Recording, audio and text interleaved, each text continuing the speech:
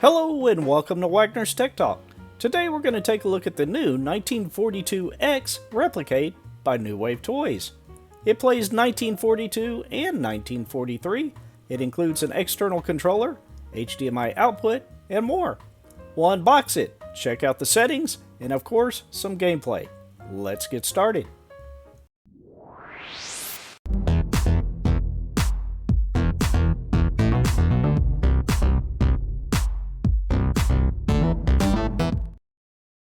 I ordered this 1942X Replicade Lowboy cabinet direct from New Wave Toys. When I pre-ordered it, the price was around $119 plus shipping. At the time of this video, it is priced at $149.99 and stock is still currently available.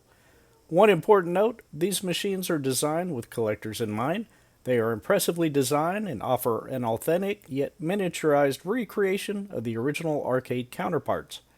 I started my collection somewhat recently and missed out on the Centipede and Street Fighter cabinets. New Wave Toys builds a very limited quantity of these machines, and once they sell out, that's it. Now let's go ahead and open the box to the 1942X Replicade Lowboy. These machines are very well packed in 3 separate boxes. This particular unit stands 10.5 inches tall. I know it says 10.4, but it's actually 10.5. if you include the rubber feet that are on the bottom of the machine. And of course it does play the original 1942 and 1943 Battle of Midway arcade games. This machine is using the original arcade ROMs. The cabinet is made of wood and includes a controller, which makes it easier for 2 people to play. And it's officially licensed by Capcom. It has an illuminated marquee, as well as an amplified multi-speaker audio output with volume control. It includes high score saving, and it has a built-in rechargeable battery. Now let's go ahead and get it out of the box so we can take a closer look. And first off, we have the manual, and these manuals are very well done. And this package also includes 4 little faux quarters or credits, and a label here that you could affix to the side of your cabinet or front of your cabinet if you prefer. I always like looking at the inside cover to see what the upcoming cabinets are and see if I can guess them. Of course, I know a few of them. I'll quickly flip through the manual. Feel free to pause this at any time if you'd like to catch any of it. It covers how to charge and how to start a game, external controller use, and more. We'll slide the machine out of the box and come back to it in just a moment. We'll go ahead and go through these accessories. This is the 1943 branded external controller that'll let you play a 1 or 2 player game. There are buttons on the back that mimic the front buttons on the cabinet.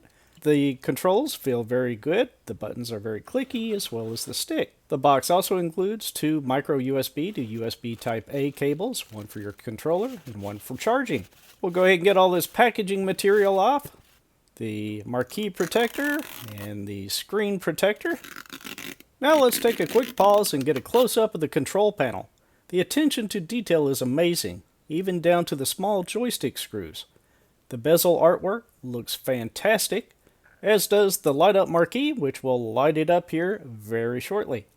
I'll do a quick close-up pan of the cabinet so you can take a look.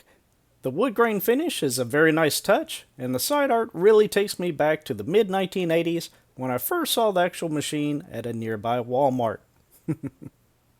The unit I received is number 1950 of 5,000 units. On the back here we have the volume control dial, a power button, 2 speakers, and at the very bottom you have a danger high voltage inside sticker, as well as a sticker that is covering the HDMI port, reminding you to change the display setting on your TV to fit.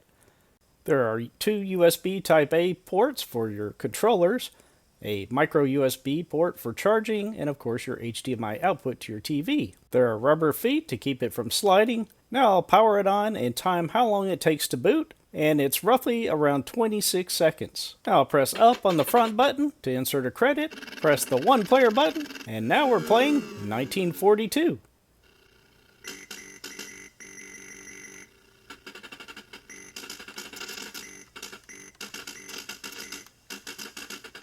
The controls work very well. They're very responsive. I don't have anything negative to say about the controls whatsoever. My gameplay is a different story. Pressing the bottom of the front button will allow you to make changes to the settings. You can switch to 1943. I'll go ahead and go back. The difficulty setting can be changed from normal to difficult. The marquee light can be toggled on or off. And this is what it looks like. The backlight to the LCD panel can be adjusted as well. And you can switch the controls from player 1 to player 2 if you have the external controller plugged in. If you prefer scan lines, you can move down to the Replicade scan lines and turn them on or off. The starting lives can be adjusted anywhere from 1 to 5 lives. And the bonus lives can be adjusted as well. And there's also a battery indicator. Now we'll play a little bit of 1943.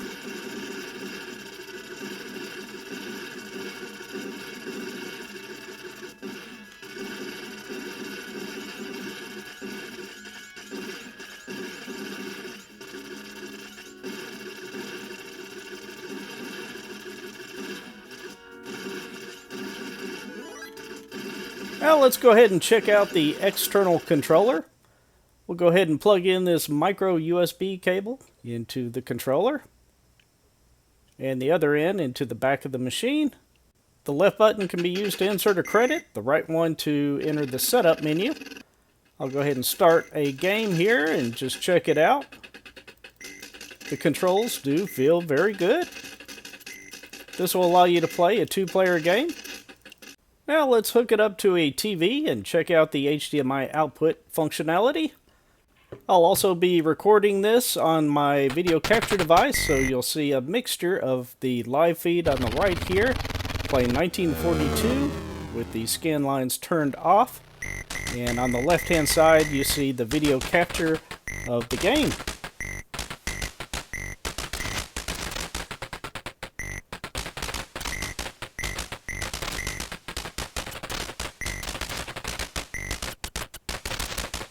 Now we'll change to the other game, 1943, with scan lines turned on so you can see what that looks like, and I will be using a controller. The video capture is of course on the right hand side. On the left hand side you can see exactly what it looks like on the monitor.